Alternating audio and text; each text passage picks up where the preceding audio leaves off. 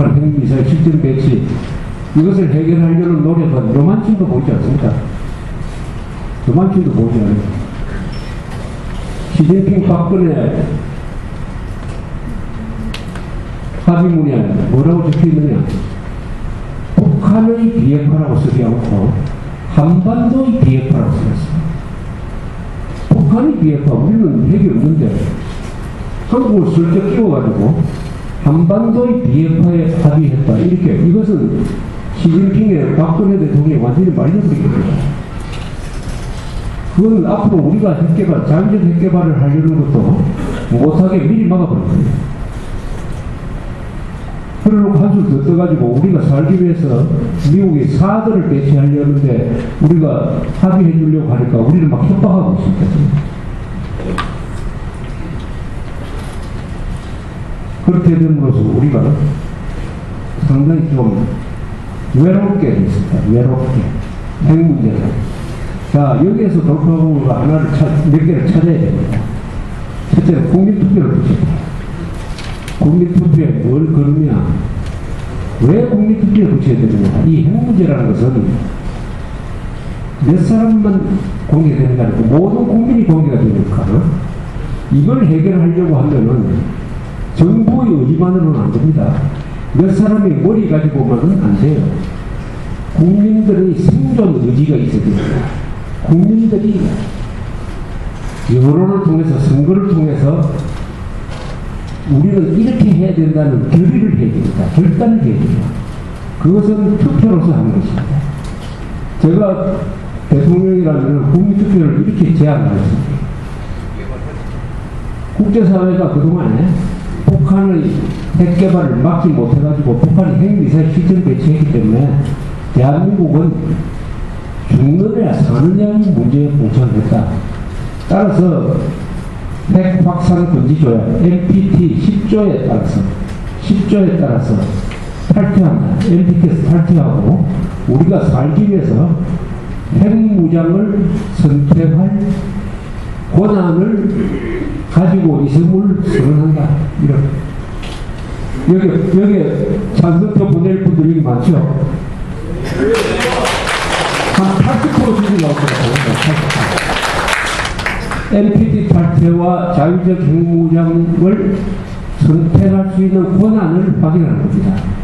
바로 탈퇴한다는 뜻이 아니에요. 권한을 우리 국민들한테, 정부한테 준다. 정부가 알아서 해라. 이것은 국민적 결단이기 때문에 이렇게 되면은 우리 정부가 미국이나 중국이나 북한을 상대하기가 참 쉽습니다. 국민들이 이렇게 여러와 같이 주장을 한다. 우리는 민주주의 국가다. 국민이 하자는 대로 할 수밖에 없다. 국민이 하자는 대로 안 하는 대로 난 대통령이 그만둬야 된다. 이렇게 하면은 외교에 힘이 생깁니다. 여론이 뒤에서 밀어버리면 힘이 생깁니다. 이런 국민 여론을 조직하고 그 다음에 돈을 쓰겠다. 돈을. GDP의 1% 약 16조입니다. 16조는 핵을 막는 데 매년 들어가도록 국민투표 볼 때 한 안으로서 추가를 한다든지 이렇게 하고 요새 또 기술이 많이 개발되고 있습니다. 드론이라고 있잖아요. 드론, 로봇. 이것을 앞으로 우리가 잘 개발하면은 북한을 얼마든지 기술적으로 갖고 노는 방법이 있습니다. 그리고 북한 정권을 분열시키는 김정은 특권을 우리가 돈으로 매수하는 이런 공작도 돈을 우리가 아끼지 않아야 되죠. 돈을 아끼지 않으면 됩니다. 북한은 지난 30몇 년 동안 만사 젖혀놓고 핵 개발하는데 그 체제의 운명을 걸었습니다. 수십만이 굶어 죽어도 눈 깜짝하지 않고 경제 봉쇄에 당해가면서 드디어 종합적인 핵 전력을 갖췄습니다. 단거리, 장거리, 중거리, 잠수함, 핵폭탄은 아마 수십 배로 지금 추정이 됩니다. 이런 핵 전력을 갖췄는데 우리가 말 잘한다고 포기합니까? 항상 대화로 해결해야 된다. 이 좌파 세력은 항상 대화 그 노래를 부른 지가 10몇 년이 지났는데 그 사이에 다 핵폭탄 만들었는데 지금도 그럽니다. 지금도 그래요. 이런 방법으로는 이제 안 되는 거죠. 이런 방법은. 우리도 걸어야 됩니다. 아니, 싸움을 할 때 상대가 목숨 걸고 나오면 이쪽도 목숨 걸고 나오고, 그러지. 아니, 도망가든지 해야 됩니다. 우리는 도망갈 데가 없어요. 바다밖에 없습니다. 우리도 걸어야 됩니다. 목숨 걸기 싫으면 목숨보다 목숨이 제일 소중하고 두 번째로 소중한 걸 걸어야 됩니다. 여러분, 목숨보다 덜 소중하지만 그래도 굉장히 소중한 게 있죠. 생명보다 두 번째로 소중한 게 뭐죠? 그건 돈입니다. 돈을 끌어야 됩니다. 돈을 써야 됩니다. 돈의 힘은 위대합니다. 또 우리는 돈이 많아요. GDP가 북한에 44개입니다. 44개. 그러니까 목숨 걸기 싫으면은 국방비를 지금보다 2배 늘리는, 그만큼 세금 많이 내고 복지를 줄이는 정도의 각오를 해야 되죠. 목숨 걸기 싫으면. 이것도 하기 싫다? 나는 생명도 걸기 싫고 돈도 걸기 싫다. 그러면 어떻게 해야 되죠? 그건 죽어야 돼요.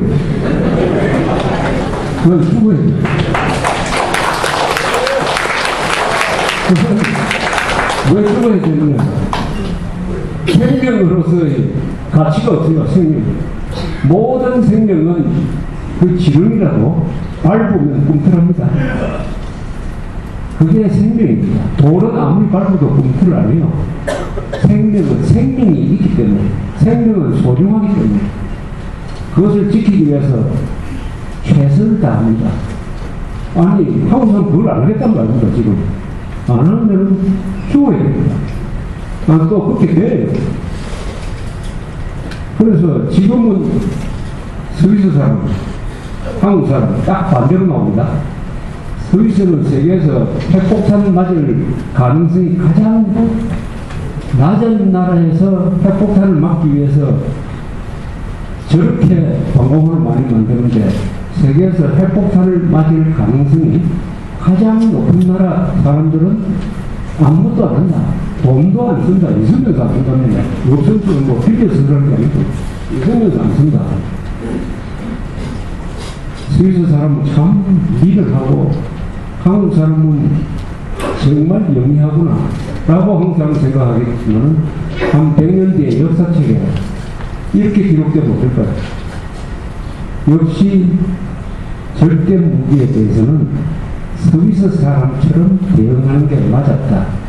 한국은 김정은이가 설마 속였나 하는 운을 믿고 미국이 가만히 있겠느냐 라고 생각하다가 김정은이가 쏜 핵폭탄 20발을 맞고 국가가 사라져버렸다. 이렇게 기록될지 모릅니다.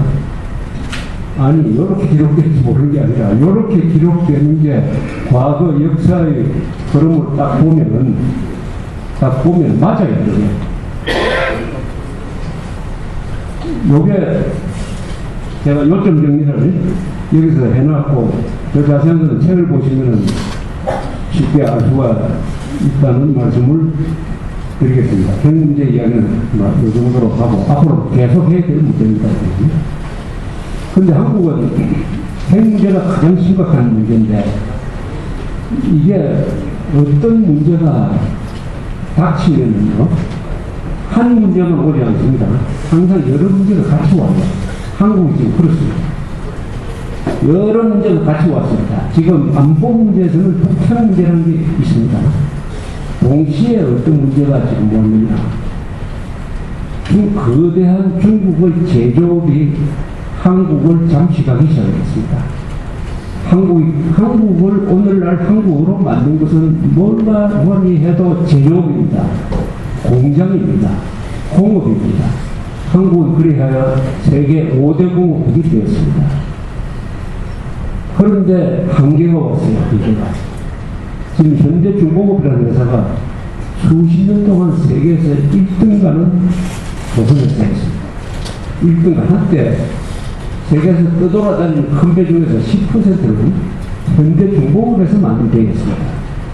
이제 중국의 조선소한테 추월당하기 시작했습니다. 굉장히 경영이 나빠지고 있습니다. 포항종합제철, 세계 최고 경쟁력을 가진 포항제철이 상값에 막 만드는 이 중국 제철회사한테 지금 쫓기고 있습니다. 삼성전자의 휴대폰도 중국에서 막 만들어내는 저가 상품에 넘어가고 있습니다. 제가 기억하고 있는 것만 있고, 제가 경제 전문가가 아닌데도 기억나는 것만 이렇습니다. 우리의 아성은 제조업이었어요. 제조업. 여기에 중국한테 잠식됩니다. 그러면 한 걸 더 나가면 되죠. 우리가 고만침 추월당하면 우리가 더 빨리 달려가지고 앞서 가는 사람을 추월하면 되죠. 추월하려는 것 같은데 앞에는 일본, 독일 같은 나라가 있습니다. 일본, 독일은 기술을 기반으로 한 저력 있는 세계에서 가장 정밀한 기술을 가지고 있는 두 나라예요. 독일, 일본. 너무 앞서 있어요. 기술로서 일본, 인건비로서 일본, 독일을 앞설 수 있겠지만, 기술로서 일본, 독일을 따라잡는 것은 아마도 불가능할 겁니다. 일본, 독일의 기술은 몇십 년에 걸쳐서 만들어진 게 아니고 수백 년에 걸쳐서 만들어졌고 그 민족성에 딱 맞는 기술입니다. 추월당하는 만큼 앞으로 추월할 방법이 없어요. 그런데 어떻게 되느냐? 우리 제조업 비중이 떨어집니다. 이제 앞으로는 어느 나라든지 제조업이 전체 GDP 생산의 30%가 최고입니다. 최고 수준입니다. 30%. 우리나라는 10년 전에는 26%인데 그 사이에 5%가 늘어가지고 지금 30%입니다. 31%입니다. 이 이상 올라갈 수는 없습니다. 세계 어느 나라도 GDP의 30% 이상 되는 핸드폰 나라도 없어요. 반드시 내려갑니다. 그러면은 제조업의 비중이 떨어진다는 것은 뭐냐? 첫째, 일자리가 그렇게 많이 늘지 않는다는 거죠. 그리고 뭐냐면 해도 제조업으로 돈 버는 게 제일 마진이 높습니다. 마진이 높습니다. 이제는 제조업은 뭡니까? 열심히 일하고 오랫동안 일하고 하는 이런 걸로 밀어붙이는 정신입니다. 여기서 이제 내려가면은 국가가 활력을 잃기 쉽습니다. 활력을 잃게 됩니다.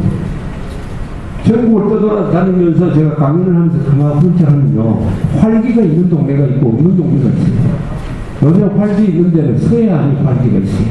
평택, 서산, 여수, 그리고 내륙지방에는 구미 같은데 활기가 있습니다. 포항도 좋아요. 울산 더 말할 것도 없죠. 창원 괜찮습니다. 활기 없는 데는 어디냐? 대구 같은데, 대구. 대구에 가면 제가 힘이 빠집니다. 대구에 가서 택시 타고 시내 한번 쭉 갔다 왔다 하면 힘이 빠져요. 그리고 부산에 그래도 뭐 멍청멍청하고 활기가 있어요. 그 차이가 뭔지 압니까? 제조업이 약간, 제조업이 약간. 구미는 그 젊은 사람들이 많습니다. 왜냐? 전자공업단지에 젊은 사람들이 많이, 그리고 도시 분위기가 달라요. 자, 이제 이 제조업이 약해지면은, 그 다음에 어떻게 먹고 살아야 되느냐? 서비스로, 서비스. 서비스라는 것은 뭐냐 하면은, 서비스 업종을 한마디로 정의하는 것이 힘들어요. 쉽게 말하면 서비스를 제공하는 게, 제공해서 먹고 사는 게 서비스죠. 물건 파는 거. 물건 만드는 것은 제조업이지만, 물건 파는 것은 제조업입니다. 관광, 호텔러, 금융, 특히 보험 종사자가 많습니다. 보험, 금융, 음식, 뭐 이런 거 있잖아요. 음식, 백화점 같은 이런 유통과 그야말로 서비스는 다양하면서도 여기서 이제 우리가 서비스를 발전시킵니다. 지금 서비스업은 전체 매출액의 한 70%, 고용으로는 한 60% 됩니다. 60%. 이 비중을 더 늘려야 됩니다. 더 늘려야 됩니다. 일본이나 미국이나 막 이런 데 가면 다 제조업 비중을 10%대로 내려앉았습니다. 그 나머지를 서비스가 보완을 해야 됩니다. 근데 여기서 어떻게 됐냐가 한국의 이제 앞으로의 살 길을 찾느냐 못 찾느냐가 여기서 결정될 것 같습니다. 자, 근데 이 서비스를 어떻게 형성시키느냐 하면 그 핵심이 뭐냐? 서비스업의 핵심은 질입니다. 질을 높이는 거예요. 자, 음식을 한번 봅시다. 똑같은 재료로 맛있게 음식을 만들면은 5만 원을 받습니다. 맛없게 만들면은 5천 원입니다. 재료는 똑같아요. 맛입니다. 맛에 의해서 10배 차이가 납니다. 10배. 호텔 똑같은 면적에 호텔을 만들었습니다. 방도 면적은 똑같아요. 그런데 값 차이가 10배는 납니다. 10배. 여기 뭡니까? 질을 높이는 거죠. 질을 높이는. 여기서 우리가 과연 생존할 수 있느냐? 이것은 한국인한테 굉장한 도전입니다. 제가 2달 전에 일본의 미야자키에 갔다 왔습니다. 규슈에 있는 미야자키에 도착해가지고 회전 초밥집에 가서 초밥을 먹었더니 1인당 25,000원이었어요. 맛이 있었습니다. 한국 돈을 환산했습니다. 그 다음에 일본 정식 요리집에 갔습니다. 배부르게 먹었어요. 1인당 5만 원이었어요. 한국에 돌아와서 어떤 호텔에 갔더니 일본 음식점이었습니다. 그 메뉴판이 나왔는데 제가 일본에서 먹었던 식으로 먹으려면 회식을 할 때 1인당 20만 원 줍니다. 일본보다 4배가 비쌉니다. 문제는 4배를 주고도 맛이 없다는 사실입니다. 맛이 없고 값은 비싸다. 이게 음식만 그렇지 않습니다. 이렇게 되면 우리는 제조업이 내려가면 서비스업으로 보완이 안 돼요. 그리고 서비스를 하려면 사람이 첫째 깨끗해야 됩니다. 없어도 사람이 깨끗해야 됩니다. 두 번째는 친절해야 됩니다. 친절. 세 번째는 정직해야 됩니다. 이 세 개가 빠진 서비스업은 안 됩니다. 그럼 어떠냐? 관광객이 요새 중국 관광객 온다고 막 좋아합니다. 특히 서울에는 막 호텔 건설 붐이에요. 호텔 건설 붐이에요. 근데 중국 관광객이 항상 이렇게 많이 올까요? 한국에 2번, 3번 오고 싶고, 그 다음에 본국에 돌아가면, 야, 한국에 갔더니 이렇게 좋다 해가지고 선전을 해야 2차, 3차로 올 거 아닙니까? 제가 중국 사람 입장에 서서 그렇게 될까요? 우선 한국에서 문화유적이 남았고, 그게 어떻게 해요? 중국 사람 문화는. 그러면은 중국보다 더 좋은 음식이 있습니까? 중국 사람보다 더 친절할까요? 지금 좀 더 친절하겠죠. 그러나 일본보다 더 친절해요. 제가 일본에 가보니까 일본으로 중국 관광객이 더 많이 옵니다. 그런데 일본에 온 중국 관광객은 정말 놀란답니다. 깨끗한데, 친절한데, 정직한데 놀란다고 그래요. 일본에 있는 목조 건물은 중국에 있는 것보다 더 큽니다. 그래서 중국과 일본과의 관계가 그 관광객들을 통해서 상당히 좋아지고 있다는 얘기입니다. 일본한테 하도 옛날에 당해봐놓으니까 이 나쁜 놈인 줄 알았더니 와서 보니까 참 괜찮고 이렇게 관광, 예를 하나 들었습니다. 그렇게 해서 이 앞으로 그 다음에 또 어떻게 돼야 되냐면 서비스업이 발전하려면은 이 비싼 밥을 먹는 사람이 있어야 돼요. 비싼 밥을 먹는 사람이 있어야 됩니다. 돈 있는 사람이겠죠. 돈 있는 사람이 돈을 써야 돼요. 그런데 우리는 이 서비스업에 대한 약간의 그 기피증이 있습니다. 국회의원이 어디 가가지고 뭐 1인당 10만원짜리 먹었다 하면은 신문에 나고 야단날 겁니다. 떨어집니다. 무슨 날에 골프 쳤다고 해가지고 막 신문에 비판하고 해가지고 장관짓도 그만두게 하고 이렇게 합니다. 이런 풍조로는 서비스업이 발전 못합니다. 돈 있는 사람이 돈을 쓰고 그 다음에 인류 음식점을 알아줘야 됩니다. 알아주는 사람이 있어야지. 아무리 인류 음식점을 차렸는데도 손님이 안 오면 안 되죠. 그러니까 질도 높여야 되고 돈을 쓰는 사람도 그 가치를 알아주는 사람이 있어야 되는데 이 사람들은 기성세대입니다. 주로 기성세대. 젊은 사람들은 그렇게 쓸 수가 없죠. 그리고 한국의 기성세대가 앞으로 돈이 많이 모였을 테니까 자기를 위해서 돈을 써야 됩니다. 자기를 위해서. 이제는 밑에 자녀들 위해서 돈을 많이 썼으니까 이제는 즐겨야 됩니다. 즐겨야 돼요. 그러니까 시장을 만들어야 됩니다. 기성세대가 요새 시장의 중심이 어딥니까? 젊은 사람들 아닙니까? 젊은 사람들 취향에 맞는 제품을 자꾸 만들어요. 책도 마찬가지입니다. 아마 좀 마음이 위안이 될 만한 책을 사려고 서점에 가면은 실망 많이 하셨거든요. 제목부터가 이게 도대체 손이 안 가요. 그것은 왜 그러냐. 나이 많은 사람은 책방에 안 옵니다. 나이 많은 사람들이 책방에 와가지고 좋은 책을 사가지고 가서 커피점에 가서 커피 딱 한 잔 마시면서 그 책을 1시간, 2시간 읽고 있는 이런 모습이 선진국 모습 아닙니까? 그게 노년을 보내는데 가장 큰 즐거움이라고 해요. 좋은 책을, 그 시간도 많으니까, 그 여러 사람하고 섞여서 막 시끄럽게 담소하는 혼자서 그런 모습을 많이 보여야 이게 서비스업이 발전합니다. 그래서 이 서비스업을 발전시키기 위해서는 우리의 기존 생각을 바꿔야 돼요. 근데 이게 안 되면 어떻게 되느냐. 그때부터 한국은 우선 부가가치를 만들어낼 수 없고 일자리 만들어낼 수 없으니까 내려갑니다. 경제가 내려갑니다. 경제가 내려간다는 것은 국가의 힘이 빠진다는 것입니다. 힘이 빠집니다. 항룡유회라는 말이 있습니다. 주역에 나오는 말인데 항룡 이렇게 써가지고 이렇게 하는 거 있죠. 올라간다는 뜻이죠. 항룡유 이슬유자 회 회한 후회 항룡유회란 말이 주역에 나오는데 용의 비교를 했습니다.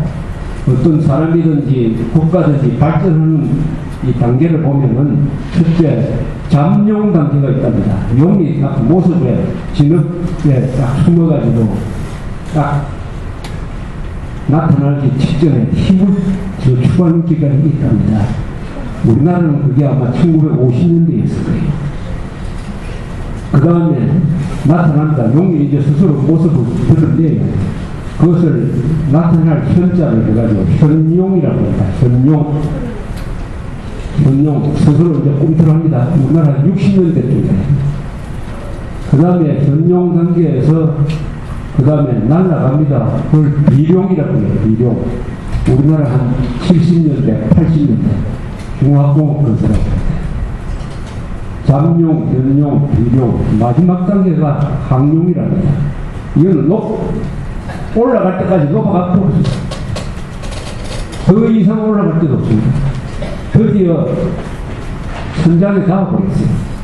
그렇게 되면 후회를 한다. 그래서 그걸 항룡유회라고 해요. 항룡유회. 이걸 공자는 이렇게 설명을 했습니다. 사람이 오만해지면 그렇게 된다. 사람이 항상 조심조심하면서 겸손해가면서 그러니까 할 수 있으면 꼭대기에 피크에 안 가도록 노력해야 된다는 거예요. 그러니까 사람이 그렇게 되지 않습니다. 오만해지면 끝까지 바쁘래요. 그러다가 드디어 피크에 도달해지면은 그때부터는 아무리 주변에 둘러봐도 나밖에 없으니까 금방 지진다. 금방 지지면 어떻게 되느냐. 핵 문제 이거 누가 알아서 해주겠지. 그런 건 나는 관심 받기 싫어. 군대로 왜 가는 말이야. 이거 모병제 앞으로는 징병제가 없애버리고 모병제로 하자. 내가 김정은이하고 무슨 평소에 원수지인 것도 아닌데 뭐 지나게 지나면 되는 거지 뭐.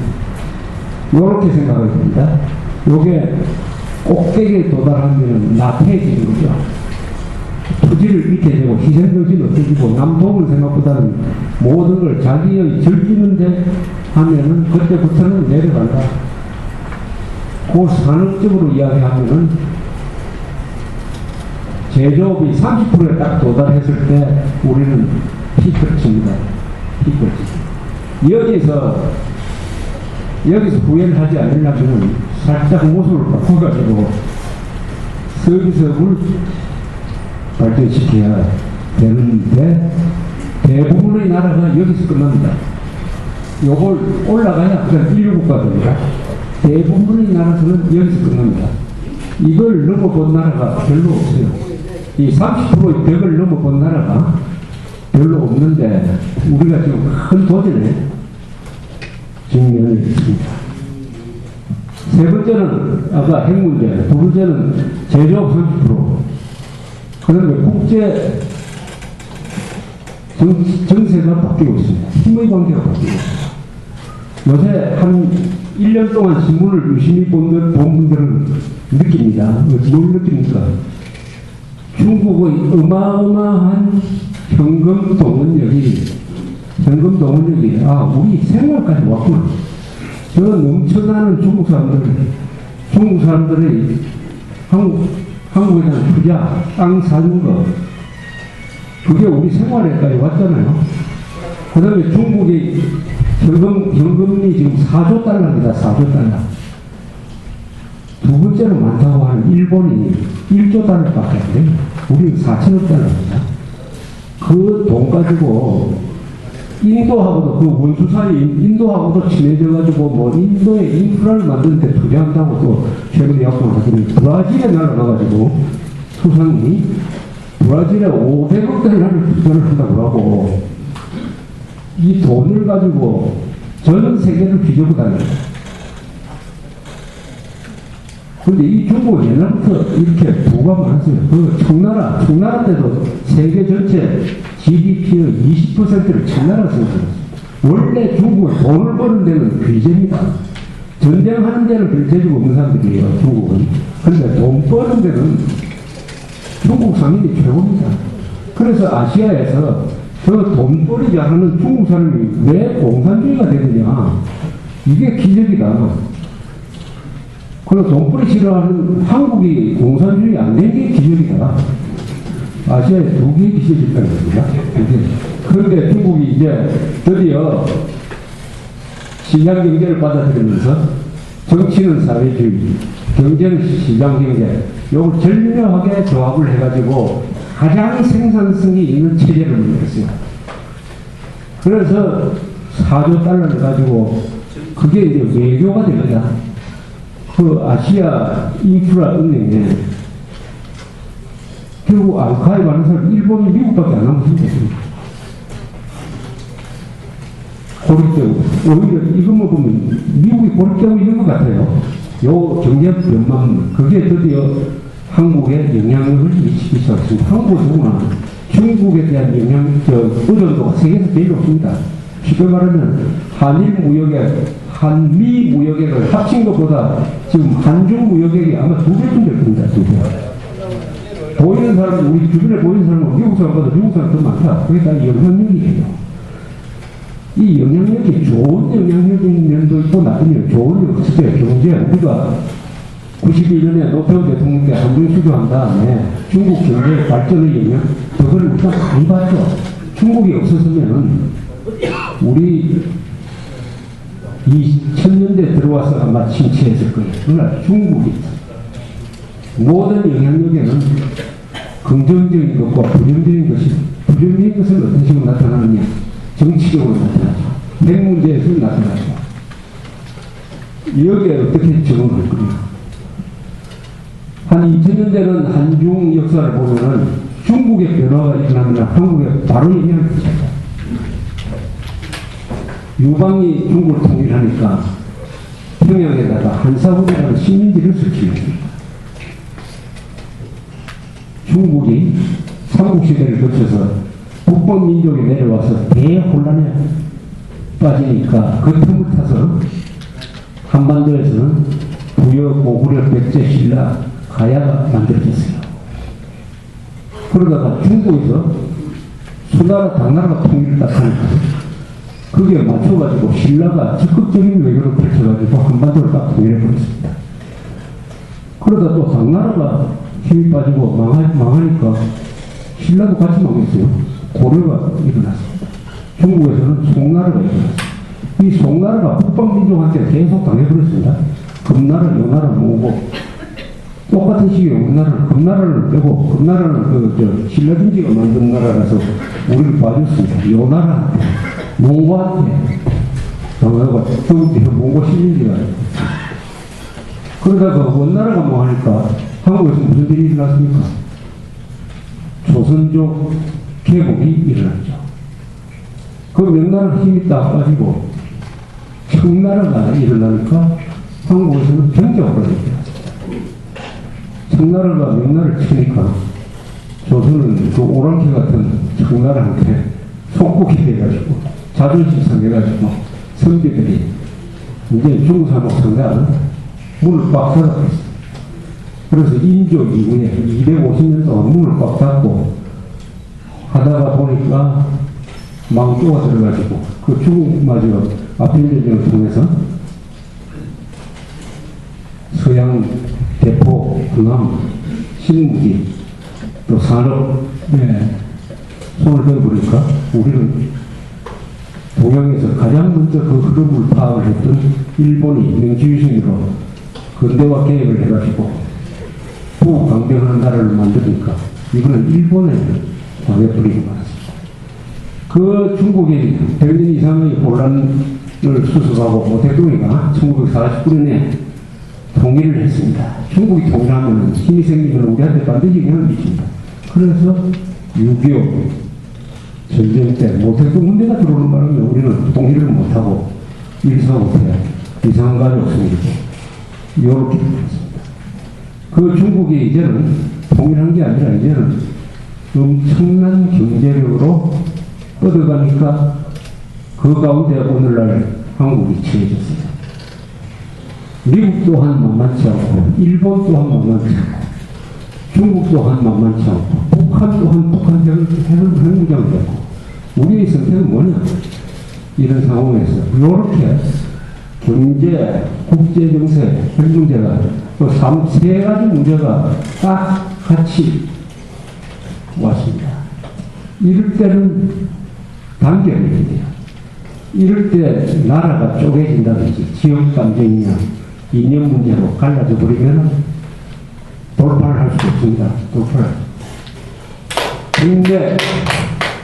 국내를 통합을 어떤 식으로 이룩하느냐. 이번에 박근혜 대통령이 참 좋은 사람을 통일을 진행했습니다. 황교안 장관 제일 좋은 게 저는 젊다는 게 사실 젊은 건 아닌데 58이죠. 젊은 게 그래서 좋다. 젊다기보다는 경험도 많고 사람이 아주 논리적으로 단단하고 국가보안법 전문가고 통합진보당 예산을 주도하고 실력 있고 실력 있고 매너도 좋고 그런 사람을 지명했는데 야당에서는 국민 분열자를 지명했다고 해가지고 독설물이랍니다. 자기들은 국민 분열 전문가지 국민을 통합하려고 하는 사람입니다. 공안 통치를 한다고 알겠습니다. 공안 통치 무슨 공안 통치입니까? 종북세력하고 싸운 전 국정원장은 지금 법정 구속돼가지고 있고 돈을 받았다 해가지고 항소심에서 징역 2년 판결을 받은 한명숙이라는 사람은 대법원에 넘어갔는데도 3년째 재판을 안 하고 있습니다. 그래가지고 몇 개월만 지나면 국회의원 다 하고 아마 어떻게 할지. 이런,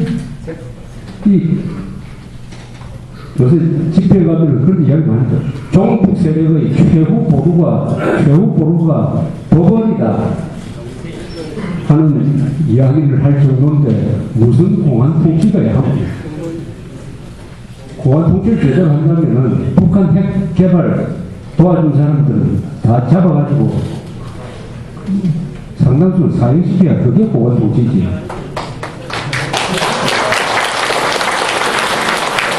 이 나라에서 통합은 하는 기준이 있습니다.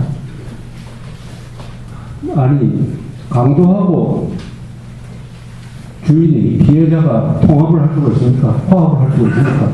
소통할 수 있습니까? 없어요. 그것은 기준이 있어요. 그게 법입니다. 법을 엄정하게 집행하는 게 그 나라를 통합시키는 방법입니다. 누가 봐주는 거 아니에요. 사형 안 시키고 지금 남아있는 사람이 말이죠. 이 국립호텔에서 우리가 먹여 살리고 있는 사람이 한 60명 됩니다. 이것도 1998년부터 김대중이가 사형 안 시켜요. 그리고 그 뒤에 대통령이 그 종결 한번 해봤습니다. 이 60명 되는 이 사형 확정 판결 받고 나중에 사형 집행 안 된 사람, 그 중에 어떤 사람은 20명 이상 죽여가고 있어요. 요새는 한 사람 죽여가지고 또 사형 선고도 안 나옵니다. 대부분 다 두 사람, 세 사람이. 그 60몇 명이 죽인 사람이 몇 명이 200명이 되거든요. 사형 집행을 안 해요. 이것도 앞으로 법무장관 바뀌면 합니다. 이건 법무장관 소관입니다. 앞으로 법무장관 인사청문회 할 때 꼭 물어야 됩니다. 당신은 사형 집행을 할 거냐, 안 할 거냐. 법이 있는데 왜 멋대로 사형 집행을 안 하냐. 그러니까 사형 집행 안 하겠다는 사람은 그것은 법 집행 의지가 없다고 봐가지고 그걸 장관시키면 안 돼요. 이런 상황에서 문제 해결은 법으로 해야 됩니다. 법입니다. 법. 인류국가 모든 것을 가르는 최종적인 기준은 법치를 할 수 있느냐 없느냐 합니다. 법치. 세계에서 가장 법을 잘 지키는 사람이 인류국가를 만들었습니다. 인류국가 랭킹을 내면은 항상 들어가는 나라가 있습니다. 스웨덴, 노르웨이, 덴마크, 아이슬란드, 영국, 독일, 스위스, 네덜란드, 요 게르만족이 법을 지키는 사람들이에요. 이 게르만족은 무섭고 야만스럽고 하지만 딱 하나가 있어요. 법을 지키는 사람. 법을 지키는 사람. 어느 정도 법을 지키느냐 하면 이렇게 법을 지킨다 합니다. 제가 아는 사람이 독일을 여행을 했습니다. 독일 여행을 하는데 어디서 식사를 하고 택시를 타고 이제 호텔로 돌아가는데 뒤에서 어떤 사람이 계속 따라오는 거예요. 그래서 저 호텔에 도착해가지고 내렸더니 뒤따라오던 사람 운전사도 딱 내려가지고 오더니 택시 운전사를 딱 불러세우고 이렇게 이야기하더니 당신 신호위반을 했잖아요. 그런데 내가 세우고 싶었는데 손님이 타고 있기 때문에 지금 여기까지 찾아왔다고 앞으로 주의하라 하고 가더라고요. 모든 국민이 감시합니다. 독일 가면 할머니들 저 2층에서 내리다 보고 어느 자동차가 신호위반하면 꼭 적어가지고 신고합니다. 자기 아들도 신고합니다. 요런 나라, 그런데 요런 나라를 우리가 만들 수 있느냐? 아시아에서 법치국가 만든 나라는 딱 대표적으로 두 나라입니다. 하나는 일본이 가는 싱가포르죠. 일본은 옛날부터 무사의 전통, 무사가 지배계층이 되니까 무사도 솔선수범하고 원래 군인이라는 것은 그렇습니다. 장교는 항상 모범을 보여야 그러니까 무사가 군사 문화가 발달하면 항상 법치가 또 발달해요. 그리고 지배층이 아주 깨끗해지. 그 다음에 싱가포르. 싱가포르는 영국 제도를 따르겠습니다. 영국 사람들이 원래 법치 제도를 잘 만든 사람입니다. 여기에 또 영국 유학했던 이광조라는 사람이 눈 딱 감고 부정부패 척결 딱 하니까 두 나라가 법치 확립에 성공을 했습니다. 그 다음에 간 나라가 그래도 한국도 됩니다. 한국. 요새 정치 부패 이야기 많이 하지만은 받는 돈의 액수가 점점 줄었습니다. 과거에 대통령 비자금 사건 나면은 몇백억, 몇천억이었죠. 이번에 총리 그만둔 사람 보니까 몇천만 원 받았더라고요. 그만큼 발전한 겁니다. 그리고 선거에 드는 돈이 좀 줄어들어요. 저는 그런 점에서 우리가 전체적으로 보면은 법을 세우는 방향으로 가고 있는 것은 사실입니다. 그런데 이 법을 누가 부수느냐? 이 바로 좌익 세력들입니다. 종북 좌익 세력은 법을 어떻게 해석을 하느냐? 헌법이고 무슨 법이고 이 법은 지배층의 도구다. 지배층이 저끼리 잘 먹고 잘 살기 위해서 법이라는 걸 만들어가지고 힘없는 사람만 지키도록 한다. 지키라고 한다. 이런 논리를 만들어가지고 법을 지키지 말자는 운동을 확산시켜서 이 체제를 뒤엎겠다고 하는 겁니다. 지금 서울에 가보면 광화문 광장이 완전히 이 세월로 시위대로 대덮여 있습니다. 그 광화문 광장을 관리해야 될 사람은 박원순이라는 사람이에요. 이 박원순이가 또 조합합니다. 그러니까 그 좋은 광장을 시민들한테 주지 않고 이 불법 농성 시위대한테 넘겨줍니다. 그런 자가 한때는 다음 대통령 후보 1등 후보로 뽑힌 적도 있습니다. 그래서 이 진실을 알려야 될 부분이 많아요. 핵에 대한 지식만 알려준 게 아니라 문재인, 안철수, 박원순 이런 사람들은 도대체 어떤 사람들이냐 하는 것을 알리는 일을 누군가 해야 되는데 우리 조갑제 닷컴이 그런 일을 많이 하는데 우리 조갑제 닷컴으로 들어와가지고 즐겨찾기에 딱 넣어놓고 거기서 검색만 하면은 대충 속지 않는 국민은 될 수가 있습니다. 그런데 여러분만 속지 않는 게 아니라 다른 사람들도 속지 않고 만들어 달라는 뜻에서 오늘 한 장짜리 들었으니까 그걸 활용을 많이 해 주시기 바랍니다. 그럼 한 달 뒤에 뵙겠습니다. 감사합니다.